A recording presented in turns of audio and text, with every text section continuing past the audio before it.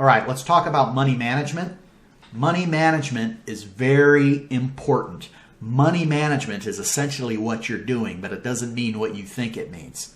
There's something in the trading business and the gambling business known as risk of ruin. And the risk of ruin is how many losing trades your account can handle before you're busted. Now, if you have a $50,000 trading account and you put all $50,000 of it in one trade and you risk it all in one shot, your risk of ruin is exactly the same as your percentage of winning and losing trades. So, as you start trading, keep track of how many trades are profitable and how many trades are losers, and whatever that ratio is your win-lose ratio. If your win-lose ratio is consistent and you are very disciplined as to how you trade, then you can establish a graph of how successful you're going to be over the long run, assuming there aren't any major changes. If your win-lose ratio is 50-50, you win half the time, you lose half the time, but your winners, you make 3 times your money, and your losers, you only lose a small bit, over the long run, you're probably going to be profitable. Your personal risk of ruin is a calculation that you do based on your win ratios and how much money you have in your account and how often you trade. Guess what? Let's keep it simple. This system that I'm teaching you is all about simplicity, because simple things work. So it turns out that some famous mathematician, whose name I can't remember, did all of these calculations about gambling and trading and Forex and stocks. And what he found out was, unless you are extremely unlucky or the worst trader in the world, if you never risk more than 2% of your account balance on any single trade, it is next to impossible to destroy your account. Think about that. If you have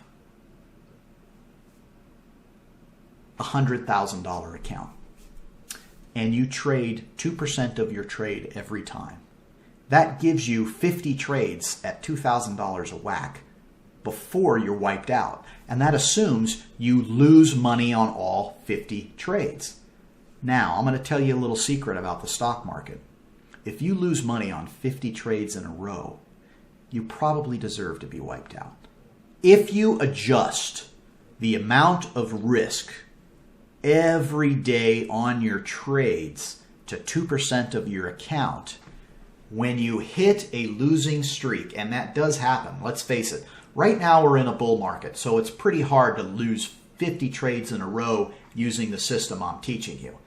If you're doing something else, well, okay, that's something else. With the system that I'm teaching you, it's not that bad. It's actually pretty good. It's fabulous. I use it all the time. The system that we use, we buy stocks that are rising. We only stay in them as they rise. So the first part of it, it's 50% in your favor anyway. You already have a rising stock. The second part of the system is we're looking for stocks with public excitement. When there's public excitement, the public buys. So there's another thing in your favor. We're looking for stocks that are no longer making lows. We don't buy the bottom. We buy the rise. So we put as many things in your favor as possible. So it's highly unlikely that you're going to lose 50 trades in a row following this system. But if you did, as long as every time you placed a new trade, you used 2% of your account balance, the amount of your trades is going to go down as your balance goes down. If you have 100,000, 2% is $2,000. If you have $50,000, 2% is $1,000. So the size of your trades will scale down while you're not doing it right.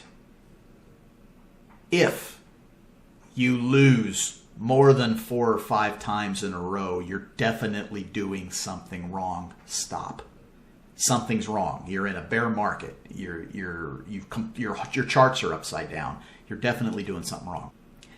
While you're making money and your account balance is going up, the size of your trades is going to go up with them. If you have 100,000, 2% is $2,000. If you have 200,000, 2% is $4,000. So the scale of your trading moves along with the success or failure of your trading. That's why the 2% makes sense. Adjust the risk with every trade. A series of losses will lower the amount of risk you take. A series of winners will yield subsequent larger bets. That's how we manage the capital, unless you have a small account.